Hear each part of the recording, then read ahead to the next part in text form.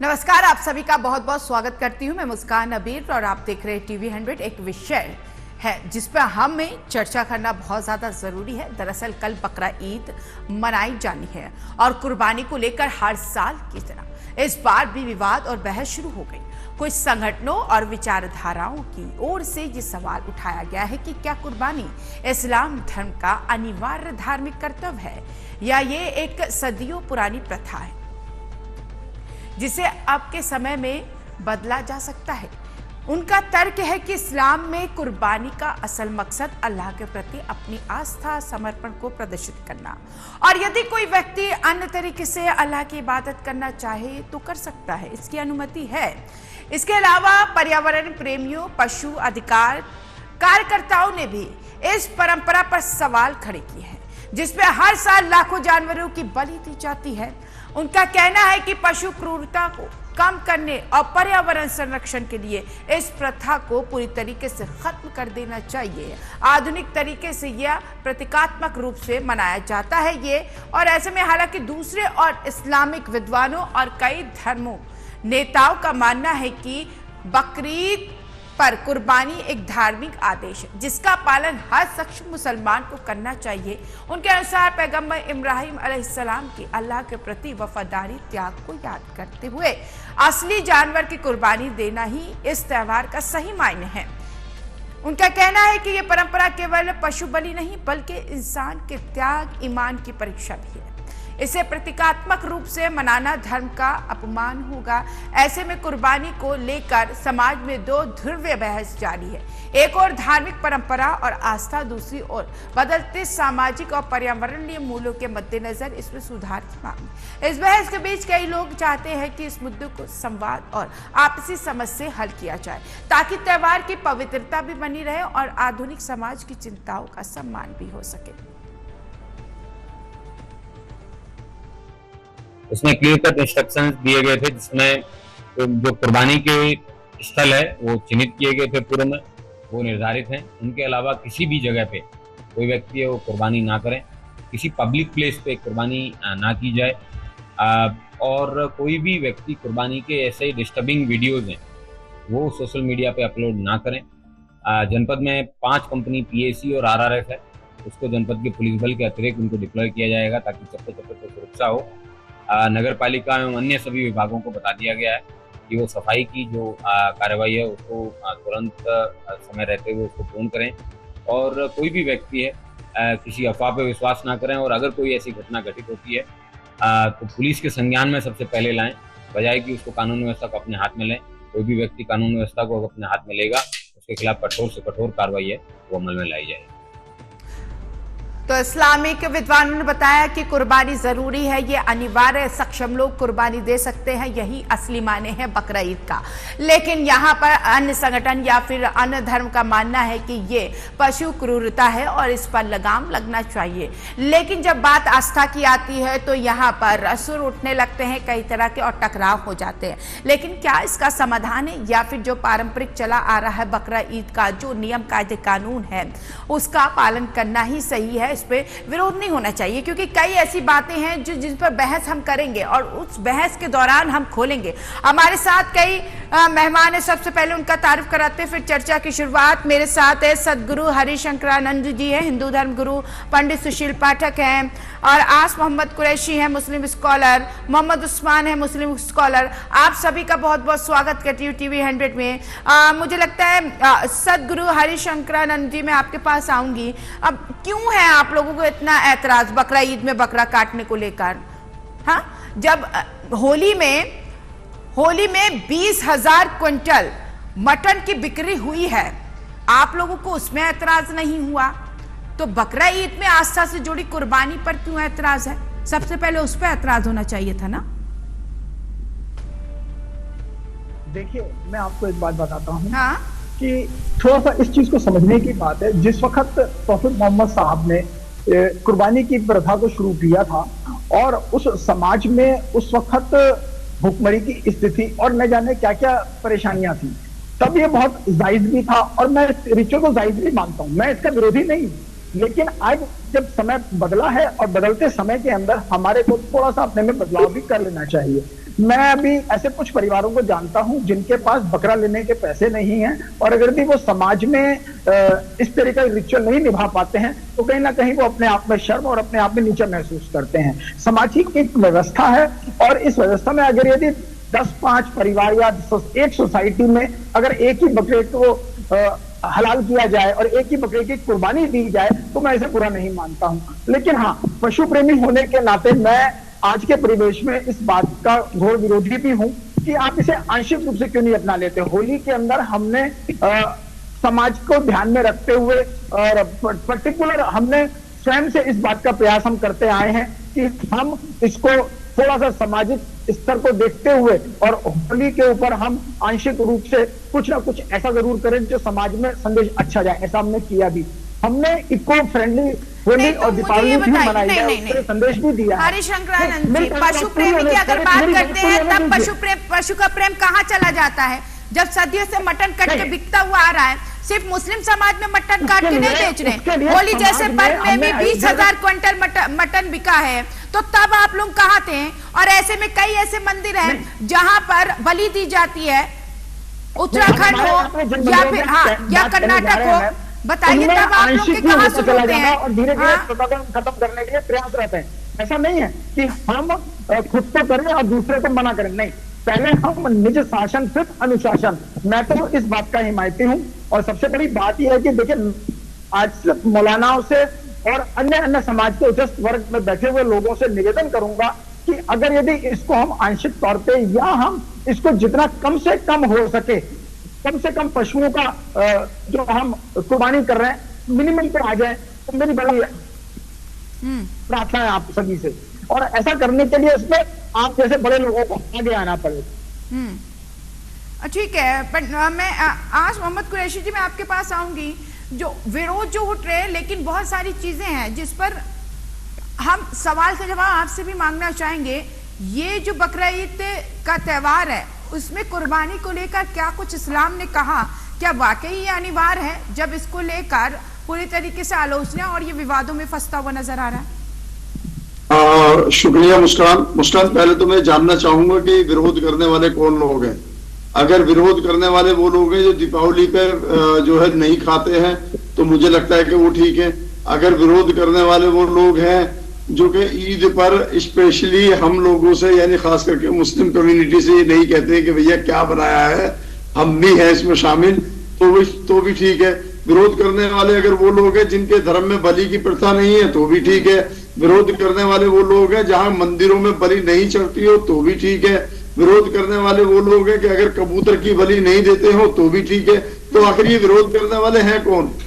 विरोध करने वाले भी यही हैं जब इनको पता लगता है कि ये त्योहार होली है तो इनके लिए विरोध कोई मायने नहीं रखता। फिर ये उसके लाइन में उसकी कतारों में खड़े हो जाते हैं। हरिशंकरन जी प्लीज, मैं आपकी बात में बीच में बोला नहीं हूँ, प्लीज बोलिएगा मत। अगर डिबेट को सही तरीके से शांति के ढंग से चलानी है तो प्लीज इसमें बोलिएगा मत बीच में। मैं अपनी बात पूरी कर लूं, मैं आपके बीच में नहीं आऊंगा, आप मेरी बात में प्लीज बीच में बताइएगा। मैं पूछना चाहता हूं कि क्या कबूतर की बलि दी जाती है या नहीं दी जाती है हिंदू धर्म के अंदर? मैं पूछना चाहता हूं क्या बकरे की बलि दी जाती है नहीं दी जाती है? मैं पूछना चाहता हूं, ऐसी मेरे पास कई वीडियोस एविडेंस शामिल है, क्या पिग की यानी सूअर की बलि दी जाती है नहीं दी जाती? मैं पूछना चाहता हूं कि क्या गाय की भी बलि दी जाती है या नहीं दी जाती? मैं पूछना चाहता हूं क्या कछुए की बलि दी जाती है या नहीं दी जाती? आखिर कौन सा जानवर है जिसमें हिंदू धर्म में उसकी बलि नहीं दी जाती? अगर केवल एक बकरा ईद आ गई जिसमें हमारी जो एक आस्था है, हमारे नबी की सुन्नत है, अगर हम उस नबी की सुन्नत को पूरी करने पर आ जाए केवल बकरा ईद के दिन, तो आपको बुरा लगता है? देखिए, नबी की सुन्नत है, ये इब्राहिम अलैहिस्सलाम और अल्लाह के बीच की आस्था है, ये कौन समझेगा? आप उसके पीछे का तर्क समझाइए ना कि आखिर कुर्बानी क्यों? क्या किसी मासूम जानवर, बेजुबान जानवर को काटना यही आस्था है? देखिए, क्या मैं फिर से वहीं पर ही आऊंगा। नबी की सुन्नत है और मासूम जानवर वो अल्लाह की तरफ से है, ना के जो ना हमने उसको जबरदस्ती डाला था। अल्लाह ने तो हुक्म दे दिया था उनके बेटे के लिए कि आपकी सबसे प्यारी चीज आप उसको कुर्बान कीजिए। और इब्राहिम अलैहिस्सलाम ने अपनी सबसे प्यारी चीज के ऊपर कुर्बानी शुरू की थी, आपने अपने बेटे के ऊपर छुरी चलानी शुरू की थी, वहां पर मेंढा आया। इसका मतलब कि अल्लाह चाहता था कि आप जानवर को पाल कर, पोस कर, बड़ा कर उससे उतनी ही मोहब्बत कर फिर उसको कुर्बान करें। तो ये तो अल्लाह के नबी की सुन्नत है, ये तो हजरत इब्राहिम अलैहिस्सलाम की सुन्नत है, ना कि किसी और की। ठीक है पंडित सुशील पाठक जी, आपने कुरैशी जी को सुना, कह रहे नबी की सुन्नत है भाई, ये हमारा इस्लाम है और हम अपनी सुन्नत पे चलेंगे, आप लोगों को इतना एतराज क्यों? एतराज जब नहीं होता, कई मंदिरों में जब बलि दी जाती है, एतराज तब नहीं होता जब होली में धड़ल्ले से मटन की बिक्री होती है। अब जब मुसलमान का त्योहार आ रहा है तो आप लोग एतराज कर रहे हैं भाई, क्यों? मुस्कान जी मेरी बात पूरी होने दीजिए। सबसे पहले मैं अभी हमारे जो भाई साहब बैठे थे, मैं इन्हीं की बात से शुरू कर रहा हूँ कि अल्लाह ने कहा सबसे प्रिय चीज की वस्तु को हमें कुर्बानी दीजिए, तो उन्होंने अपने बेटे को कुर्बानी देने की शुरुआत की। अब वहां पर बेटे की जगह गुम्बा प्रकट हो गया और उस गुम्बे की बलि दी गई। ये ऐसा मैंने इस्लाम के जानने वालों से सुना है। अब दूसरी बात पे आ जाओ। देखिए अभी आपने कहा कि उससे इतना प्रेम करो कि पुत्र के समान। क्या इस्लाम धर्म के मानने वाले जितने लोग कल बलि देंगे, क्या वो उस बकरे से अपने पुत्र के समान प्रेम करते हैं? पहली बात, इन्हीं की बात का जवाब कोट कर रहा हूं, आगे अपनी बात कहूंगा।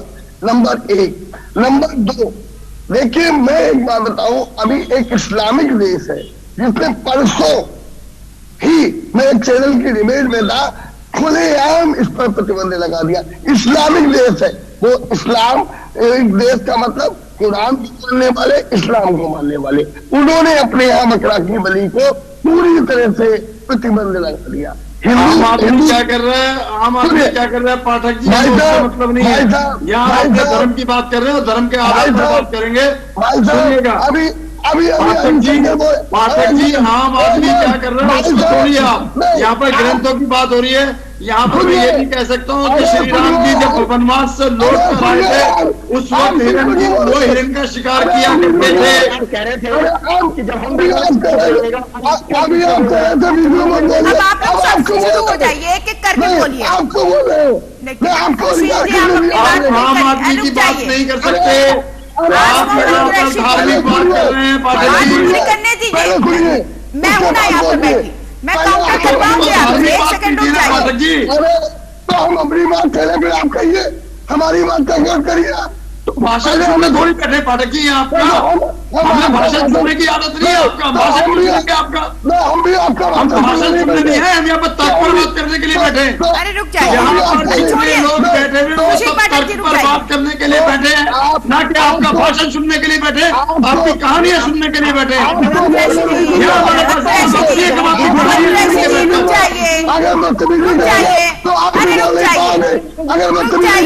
मोहम्मद कुरैशी जी, अच्छा सुशील पाठक जी रुकिए, मैं जवाब देती हूँ, रुक जाइए। मोरक्को में ना वहाँ के राजा ने प्रतिबंध लगाया। क्यों प्रतिबंध लगाया आपको पता है? हम पूरी बात करेंगे। क्यों प्रतिबंध लगाया पता है आपको? मुस्कान जी, मुझे अपनी पूरी बात कर लेनी चाहिए। मैं मना नहीं कर रहा हूँ, आप अपनी बात करिए, फिर मुझे ना मोहम्मद उस्मान जी के पास जाना है। हाँ करिए जल्दी मुकम्मल। जैसे आपने कहा ये हमारे इस्लाम के जरूर है, ऐसे ही बलि प्रथा, जो अभी आपने बलि प्रथा की बात की, अभी हमारे हरिशंकर जी ने कहा, मैं भी बता रहा हूँ, इस पर कई गुना प्रतिबंध लग चुका है। जैसे आपको एक बात बताऊं, हिंदू धर्म में एक बहुत बड़ी प्रथा थी, सती प्रथा, हमने उस पर भी रोक लगाई। तो कहीं पर भी हम ये नहीं कर रहे, आप मत करिए, रोडों पे खून, रोडों पे आप भिजवाते हो, ये कहाँ से आपके इस्लाम में लिखा है? उसका व्यवसाय किया जाता है मटन का, कहाँ रोक लगाई ये बताइए। छत्तीसगढ़, मध्य प्रदेश, उड़ीसा, हर जगह आदिवासी धार्मिक परंपरा में बलि दी जाती है, इसके विरोध में आपने आवाज बुलंद की। तमिलनाडु, केरल, कर्नाटक मीट बिकता हुआ मिल जाएगा, मैं आपको दिखा दूंगा हमारी बरेली में। मैं ये कहां से, कौन से कुरान में लिखा है, कौन से नबी ने कहा है, कौन से अल्लाह खुदा ने कहा है कि रोज पे खून खाइए, रोज पे मीट बेचिए? ये अभी आप आ जाइए और मैं कल दिखाऊंगा इस्लामिया मार्केट के अंदर। बिना तर्क की बात क्यों कर रहे हैं? तर्क की बात करिए पाठक जी, बिना तर्क की बातों का कोई फायदा नहीं है। मोहम्मद उस्मान जी, मैं आपके पास आऊंगी, रुक जाइए। पाठक जी, झूठ ये नहीं, मत बोलिए यहाँ बैठकर, ये भ्रम मत बोलिए यहाँ बैठकर। आप झूठ बोल रहे हो, आप तर्क पर बात करिए। आओ हम सड़क पर बात कर रहा हूँ। मैं बताता हूँ, मैं बताता हूँ। अरे सर मैं बता देता हूँ। मेरे पास प्रूफ है, मेरे पास प्रूफ है इसका। सर मैं तर्क बता देता हूँ। राम जी जब वनवास काट रहे थे 14 साल का, उस वक्त वो हिरण का शिकार किया करते थे या नहीं? आप मुझे बताइए, मनुस्मृति के अंदर श्लोक, मनुस्मृति के अंदर श्लोक 5 से 5 चैप्टर नंबर 27 to 44 कलयुग में मांसाहार से बचना, ये कहा है या नहीं कहा है? आप तर्क पर बात नहीं कर रहे। मैं तो आपको मनुस्मृति बता रहा हूँ सर, मैं आपको आपके धर्म की किताबों के बारे में बता रहा हूँ सर। मनुस्मृति में मांसाहारी होना का पाया गया है। राम जी ने मोहम्मद कुरैशी जी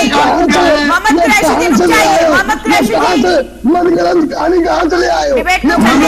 सर बता रहा हूँ पूरी बता रहा हूँ आप लोग। अगर आप नहीं पढ़े लिखे हैं पाठक साहब, तो मैं आपको आप ही की मनुस्मृति पढ़ाने के लिए तैयार बैठा हूँ। आप जैसे पढ़े लिखे नहीं होंगे, मैं पूरी मनुस्मृति पढ़ी है। तो आपने भी मनुस्मृति नहीं पढ़ी, आपने भी कुरान नहीं पढ़ा है। आप जैसे बेहुदा लोग गलत बात करते हैं। अच्छा ठीक है, रुक जाइए। सुशील पाठक जी, बेहुदा हो गए। मोहम्मद कुरैशी जी, प्लीज मेरी बात सुनिए। मोहम्मद कुरैशी जी, और आप भ्रम फैलाएं तो आप कुछ नहीं है, आप भ्रम फैलाते नहीं है। मुझे बताइए कौन सा रोड पर खून फैला हुआ है जो आप ये बदतमीजी करने बैठकर, आप जो ये भ्रम फैलाने बैठकर? अरे यार, कुर्बानी एक पर्दे की चीज है, कुर्बानी को पर्दे में किया जाता है। अगर तुम्हें ताकत हो तो कल आइए, मैं दिखाऊंगा, कल दिखाऊंगा तुम्हें। हर बकरा ईद पे मैं निकलता हूँ। अरे आइए, की बात कर रहे हो? आप जो है भ्रम धार्मिक लोग हैं, आप धार्मिक लोग हैं, भ्रम फैलाने वाले लोग हैं, और आप आपके धर्म के भी सगे नहीं है, आप आपके धर्म के भी सगे नहीं है। आपने अपने धर्म को गलत तरीके से मोड़ने की कोशिश करते हैं। लोग हमें क्या समझाएंगे? जो अरे सर, अभी हमें ही समझाना पड़ेगा आपको। अब आपकी किताबें हमें ही आपको पढ़ानी पड़ेंगी। आप पढ़े लिखे नहीं है, हमें बताना पड़ेगा आपकी किताबों में क्या लिखा हुआ है। ठीक है, मुझे किसी की कोई बात नहीं समझ में आ रही है। मोहम्मद कुरैशी जी प्लीज काम डाउन, प्लीज। पंडित सुशील जी,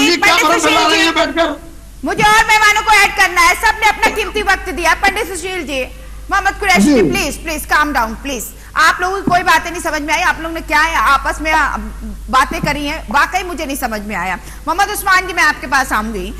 चूंकि अब यहाँ पे इतने विरोध उठ रहे हैं, लेकिन मुझे ये समझाइए कि क्या कोई धर्म इजाजत देता है कि बेजुबान जानवर की बलि दो? क्या इस्लाम में इस तरीके की जो कार्रवाई है उसको इजाजत किस वजह से दी, क्यों दी, क्या वजह है? क्या जब इस तरीके से आलोचनाएं हो रही हैं, विवाद में एक त्योहार आ रहा है, तो इसको लेकर इस्लाम क्या कहता है? क्या इस परंपरा को बदला जा सकता है? चलिए, मैं पहले तो ये जो इतना थोड़ी देर विवाद हो गया, उस पर 2-3 बातें बड़ी खास कहना चाहूंगा और आपके इन तमाम सवालों का जवाब देने की कोशिश करूंगा। दरअसल जब हम धार्मिक दृष्टि से देखेंगे, धर्म ग्रंथों की दृष्टि से देखेंगे, तो लगभग कोई एक्सेप्शन हो सकता है, लेकिन तमाम धर्मों में बलि प्रथा मौजूद है, इसका कोई इनकार नहीं कर सकता। मांसाहार की इजाजत है, इसका कोई इनकार नहीं कर सकता, इसे कोई सिद्ध नहीं कर सकता कि मांसाहार की इजाजत लगभग सब धर्मों में नहीं है। तो ये एक ऐसा सत्य है जिसे स्वीकार करना पड़ेगा। अब इससे आगे की बात आ जाइए।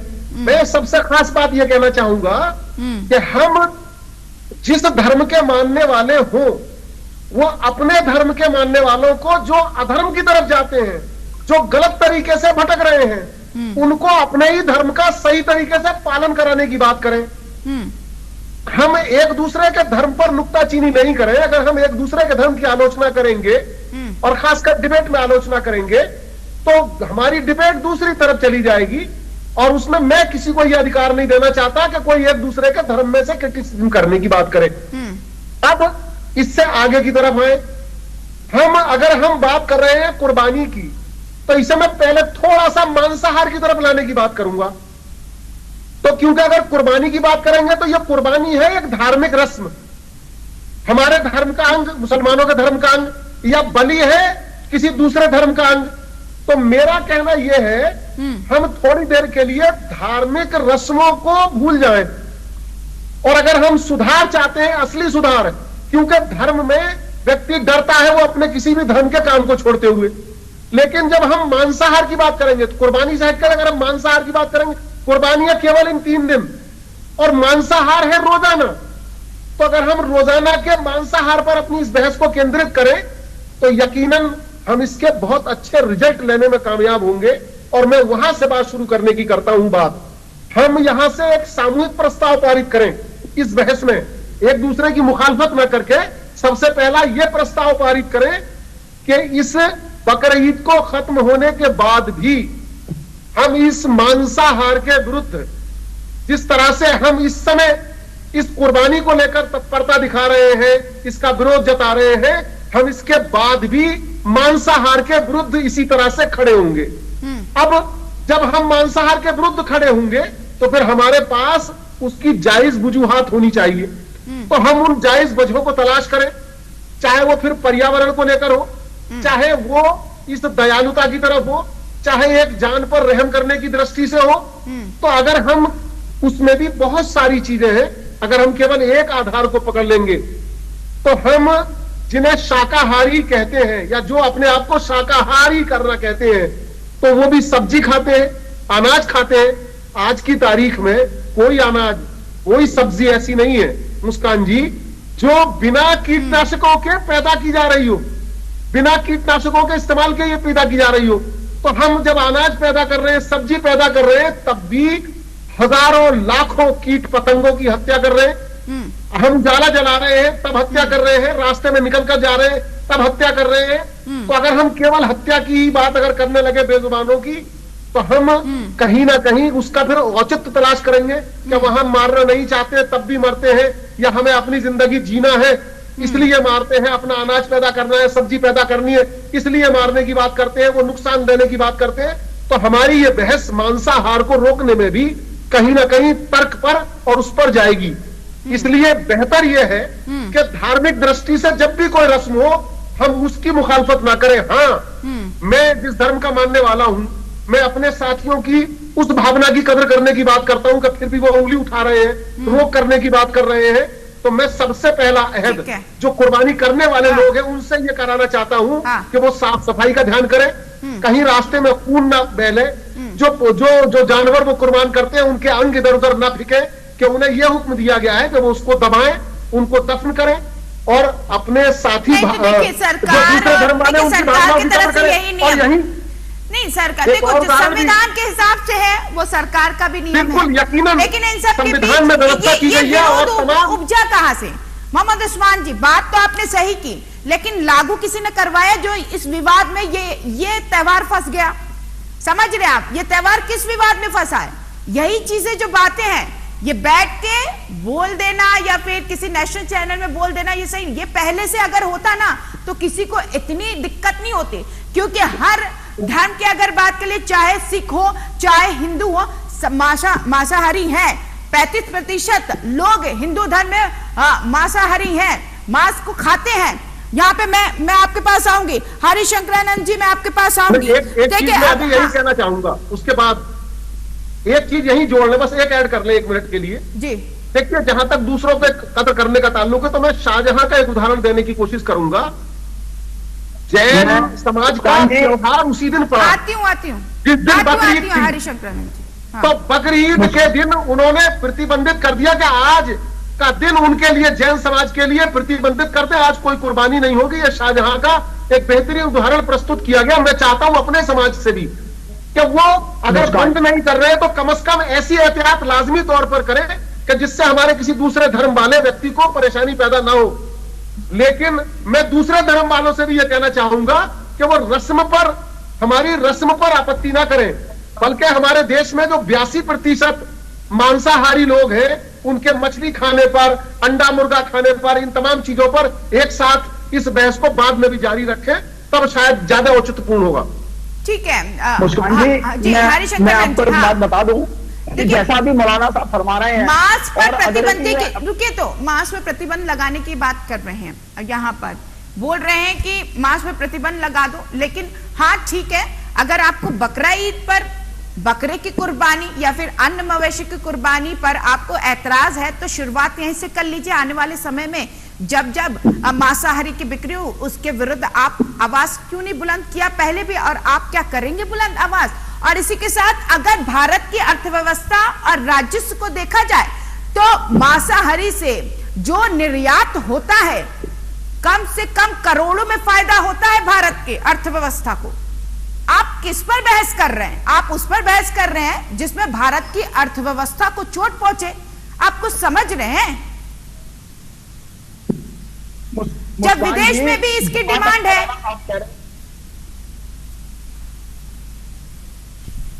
मुझे जवाब देना है कुछ, बताइए। हरिशंकर नंद जी जवाब दीजिए। चलिए। हाँ मुस्कान जी, ऐसा है, अगर यदि हम आज के परिवेश को देखें कि जैसा भी मौलाना साहब ने कहा कि हम फसलें उगा रहे हैं, कीटनाशकों का इस्तेमाल करते हैं, कितने कीड़े मरते हैं, कितने मकोड़े मरते हैं, मैं मानता हूँ इस बात को। लेकिन अगर आप आज देखेंगे कि आज हम जैविक खेती की ओर अपने कदम बढ़ा दिए हैं हमने। आज हमने समाज के पर्यावरण को उसके अनुकूल बनाने के लिए बहुत से कदम उठाए जा रहे हैं। सौर ऊर्जा का इस्तेमाल किया जा रहा है। अगर यदि आज आप भी अपने धर्म वालों को और मैं भी अपने धर्म वालों को संदेश देता हूँ कि मांसाहार को छोड़िए, शाकाहार की तरफ आइए, क्यों ना हम आज ये ईद के मौके पे इतना बड़ा अहद हम कर लें कि हम जो भी कुर्बानी करें आंशिक करें, या जो कुर्बानी हम पर्टिकुलर परिवार में एक होती है उसकी बजाय हम सोसाइटी में केवल एक ही कुर्बानी कर लें। यहाँ से अगर ऐसी शुरुआत हम कर लेते हैं तो ये हमारे समाज के लिए बड़ा अच्छा मैसेज जाएगा। और मैं आपके चैनल के माध्यम से मौलानाओं से और बड़े धर्म गुरुओं से ये निवेदन करूंगा कि कम से कम आप आज इस हमारी जो ये डिबेट होने जा रही है, डिबेट हो रही है, इसका लाभ समाज को देते हुए कि हम कोशिश करें कि हम इको फ्रेंडली बकरा ईद मनाने के लिए प्रयासरत रहें। मैं ये नहीं कहता कि रिचुअल को बंद कर दीजिए, मैं ये भी नहीं कहता कि आप रिचुअल के नाम पे अलग अलग जानवरों की कुर्बानी कीजिए। अब आप ये देखिए कि क्या ये उचित है। हाँ, तो उस्मान जी ने यही तो कहा है, हरिशंकर नंद जी, कुर्बानी कर रहा है। उस्मान जी ने तो यही कहा, इको फ्रेंडली बकरा ईद मनाइए, जो नियम है उसके। तो फिर ऐतराज कौन कर रहा है? जब आपको नहीं ऐतराज, सुशील पाठक जी को ऐतराज नहीं है, तो ऐतराज किस बात पे? हाँ, आ रहे सुशील पाठक जी। हाँ, आवाज आपकी नहीं आ रही है हरिशंकर नंद जी, आपकी आवाज नहीं आ रही। मुस्कान जी आती हूँ, एक सेकंड। हाँ ठीक है, सुशील पाठक जी आप बोलिए। जी मुस्कान जी, मैं ये कहना चाह रहा हूँ, इस कुर्बानी पर आपत्ति हमें नहीं है। मैं आप मेरी बातों मेरे तरफ से अगर सब पूछना चाह रहे हैं, मगर मुझे आपत्ति है, महाराज एक मिनट, मुझे आपत्ति है जो रोड पर खून और उसकी गंदगी फैलती है। हाँ, तो उस्मान जी क्या कह रहे हैं? मोहम्मद कुरैशी जी क्या कह रहे हैं? अब वही तो बात हो रही है, वही बात सरकार ने भी कही है।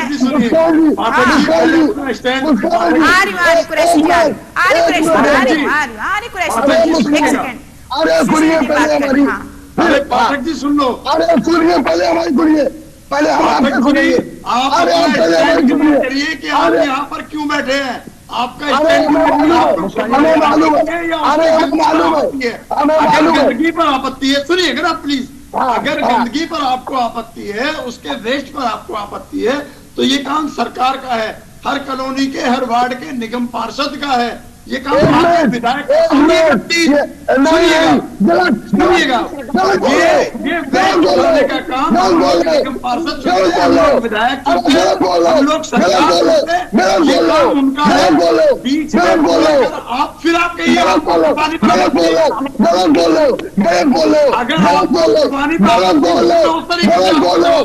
फिर बात कर रहे हो, आप मेरी बात नहीं जोड़े नहीं, आपकी पहले आप मैसेज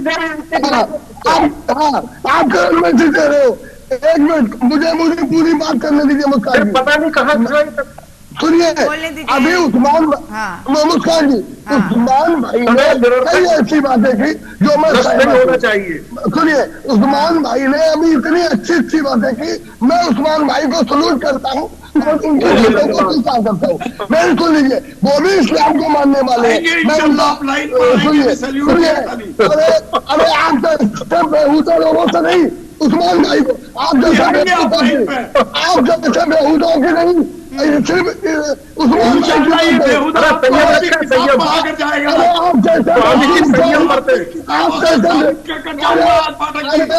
अरे बेहूदा लोगों से नहीं सीखूंगा मैं, उस्मान भाई जैसे लोग हैं बैठे अच्छे लोग बैठे। उस्मान भाई की तारीफ कर रहे हैं, उस्मान भाई बहुत खुश हो रहे हैं, बहुत खुश हो रहे हैं। मैं बुरी बात कहने दीजिए, ये बेहूदा लोग हमारी बात नहीं कहने दे रहे हैं, ऐसे लोग बैठा लिए हैं। मैं आपको एक ही बात की बात कर रहे हैं, धर्म की बात कर रहे हैं, कुर्बानी की बात कर रहे हैं, सिस्टम की बात कर रहे हैं। देखिए कुरैशी जी, देखिए एक सेकंड, सुशील जी मुझे बोलने दीजिए। कुरैशी जी, मुद्दा आपके पास ये भड़काने वाली बात है। एक सेकंड रुकेंगे, सब रुक जाइए, सब रुक जाइए। कुरैशी जी, ये भड़काने वाली बात है। कभी ऐतराज नहीं हुआ बकरीद में बकरा काटने को लेकर, कभी ऐतराज नहीं हुआ बचपन से लेकर अब तक। अब हो रहा है, मैंने सुनने में आ रहा है। लेकिन मुझे ये बताइए कि ये विरोध उपजा कहां से? आपके ही कौम से उपजा है। मैं बताती हूं, जब आप नहीं रुकिए, तो बकरा ईद में बकरा काटने की यहां पर मनाही नहीं है, लेकिन जब आप लोग काट के चौराहे पर खून बहा देते हैं और उसके जो अपशिष्ट जो टुकड़े हैं उसे फेंक देते हैं, ये गंदगी। और क्यों ना कोई चिढ़ेगा भाई, मिली जुली संस्कृति का देश है, देखता है इंसान, चिढ़ता है, और विरोध क्यों नहीं होगा? पहले आप अंदर खाने में पहले सही करते और आके यूं हंस के ये कहना कि अरे यहाँ बलि होती, वहां बलि होती। आपने चिढ़ाया, ये चिढ़े, सवाल उठा और विरोध हुआ। बताइए, सही होना चाहिए था ना? पहले देने दीजिएगा, हाँ मैं जवाब दूं। बोलिए बोलिए कुरैशी, जवाब मुझे देना है ना? जी जी, आपको ही देना। देखिए, असल में हुआ क्या है, सन 2014 के बाद में देश अचानक आजाद हो गया है। 2014 से पहले ये देश आजाद नहीं था। 2014 के बाद में अचानक बहुत सारे जो ज़ॉम्बीज हैं वो एक्टिव हो गए हैं। ये वहां से विरोध है। आपको मैंने अभी 2 मिनट पहले कहा था कि ये गलत बोल रहे हैं आप। विरोध, देखिए मैं अगर प्रैक्टिकली बोलूं ना, मोहम्मद कुरैशी जी, प्रैक्टिकली बोलूं ना, सुधार समाज में आना चाहिए।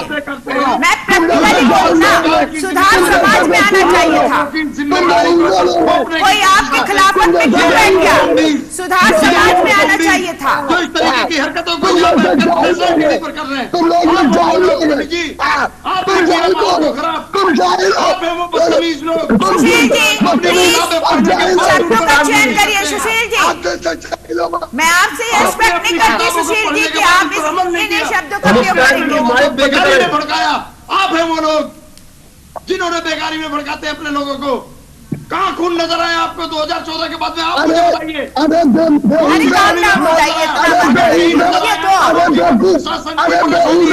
आदमी की नहीं है, धार्मिक मामला शब्दों का चयन करिए की जाती है।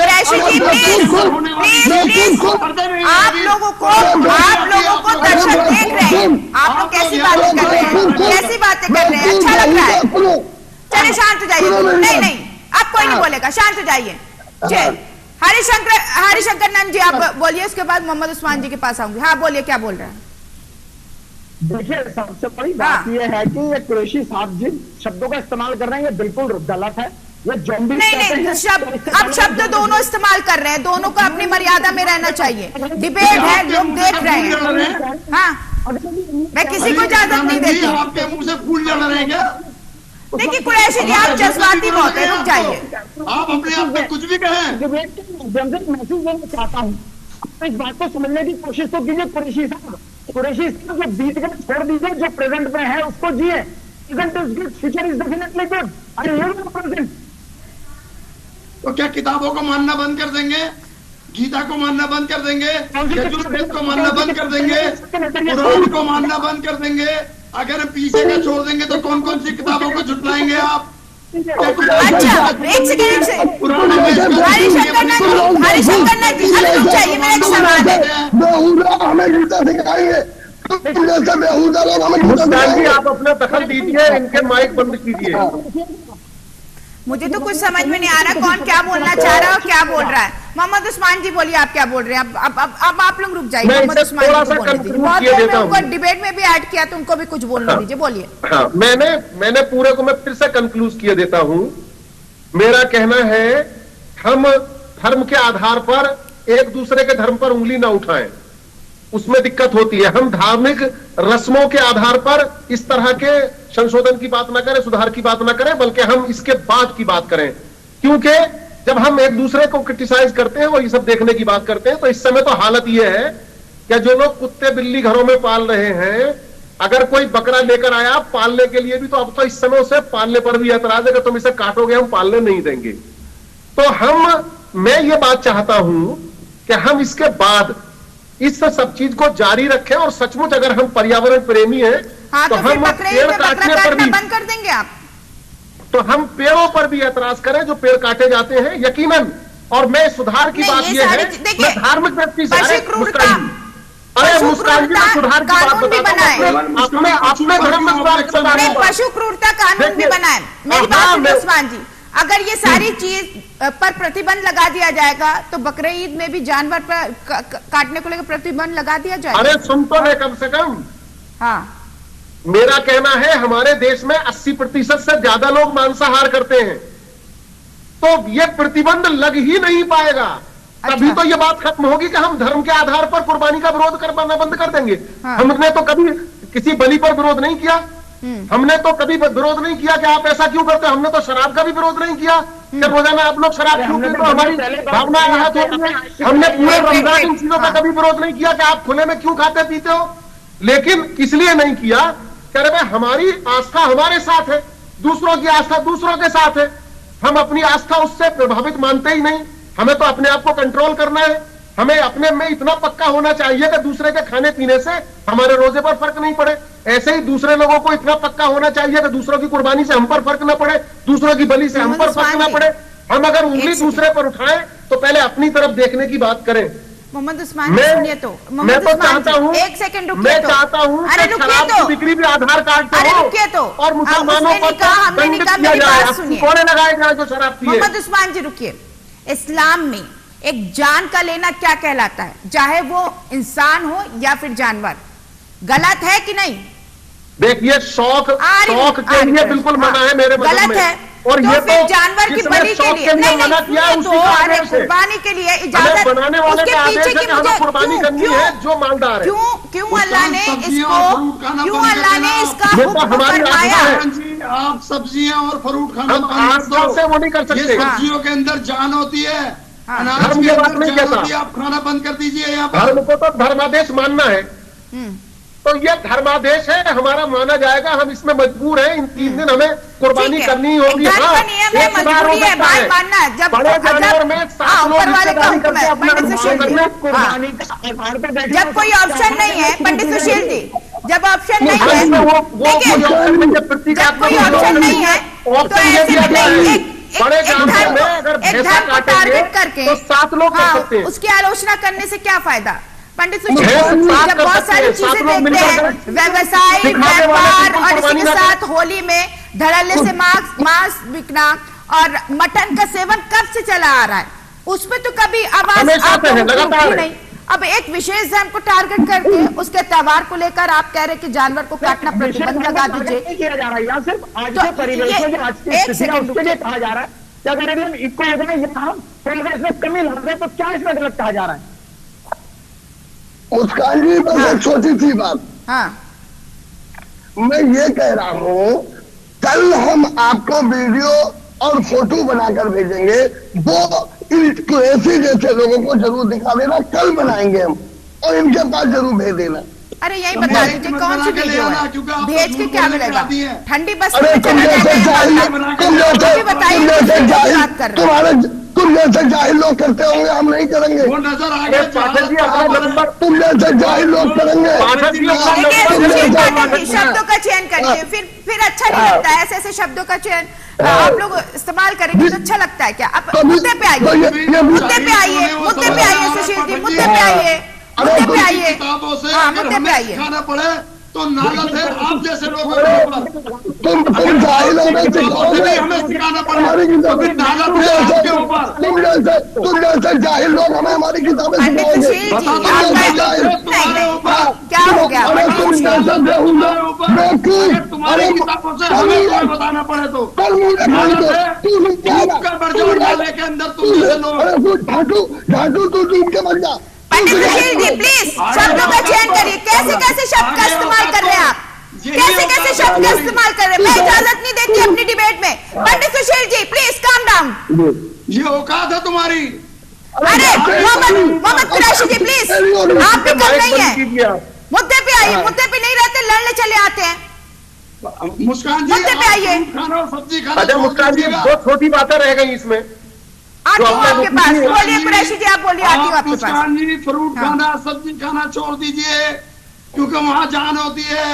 आपको जिंदगी की ज्यादा परवाह है, आपको किसी तो की फिर खाएंगे सुन्नत की क्या? परवाह नहीं है, आपको किसी अच्छा, के धर्म की परवाह पेड़ नहीं है। काटना सब्जी काटना छोड़ दे तो खाएंगे क्या? मुझे ये बताइए, खाएंगे क्या? हाँ तो वही पूछ रहा हूँ ना मैं आपसे। हाँ, खाएंगे जान क्या? होती है ना, छोड़िए ना उनको, उनके अंदर जान होती है, छोड़ते क्यों नहीं होने आप? वो जिंदगी क्यों ले रहे हैं आप? साइंस ने ये साबित कर दिया है आज के दौर में। आप परिंदों को मारे कोई बात नहीं, आप झटका करें कोई बात नहीं, मुसलमान कुर्बानी कर ले तो ऑब्जेक्शन होगा आपको। ठीक है, हरिशंकर जी आप जवाब दीजिए। हरिशंकर, फिर उस्मान जी के पास जाऊंगी।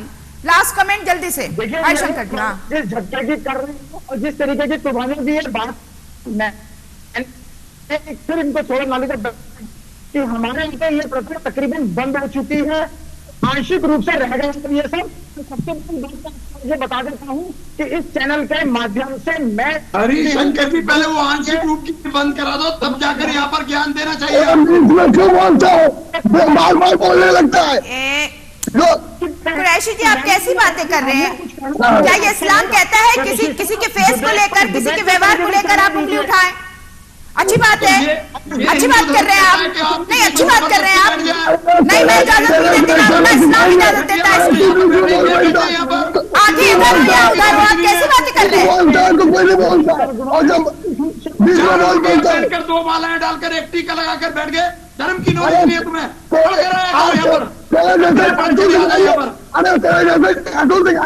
कुछ भी पंडित सुशील जी, अरे मुझे लगता है ऐसी डिबेट में क्लोज कर दूंगी। आप लोग एकदम क्रूरता की हद पार कर दिया एक दूसरे पर उंगली उठाकर। डिबेट को डिबेट नहीं रहने दिया आप लोगों ने। पंडित सुशील जी रुक जाइए, क्या हो गया? मैं दे देता हूँ, बड़ा छोटा सा, बहुत अच्छा है। मोहम्मद उस्मान जी जल्दी से 10 सेकंड का रिएक्शन दीजिए, मैं क्लोज करूं डिबेट को। देखिए, हाँ। कुर्बानी और हमारा रोजाना का खाना पीना, कुदरत ने जो कुछ बनाया है, कुछ खाने के लिए बनाए गए हैं और कुछ खाए जाने के लिए बनाए गए हैं। और वैसे ही ये तमाम एक व्यापार और एक दूसरे का इन्हिसार है।